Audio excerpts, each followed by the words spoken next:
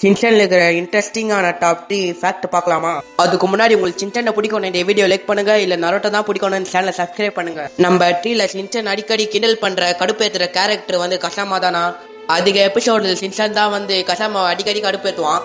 நம்ம 2ல மிஸ்ட்ரியான கேரக்டர் நிறைய இருக்குது. ஆனா ஒரே ஒரு மிஸ்ட்ரி கேரக்டர் பத்தி கொஞ்சம் கூட யோசிக்க முடியாத கேரக்டர் பேரு சின்கோசேன் தான். ஏன்னா சின்கோசேனை பத்தி ஒரு தகவல் கூட இல்ல.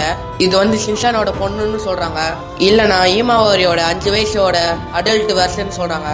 இது பத்தி தெளிவான பதில் இன்னும் எபிசோட சொல்லவே இல்லை. நம்பர் 1ல எந்த கேரக்டர் ரொம்ப பணக்காரான கேரக்டர்னு பார்க்கலாமா? நீங்க சொல்லுவீங்க ஐச்சன் தானு. ஆனா ஐச்சன் இல்ல, ஈமாவாரி தான். என்னடா சொல்ற ஈமாவாரின்னு? ஏன்னா ஈமாவாரி தான் ஒரு உண்மையான பணக்காரி. ஐச்சன் கிட்ட வேற சொத்து பணம் மட்டும்தான் இருக்குது.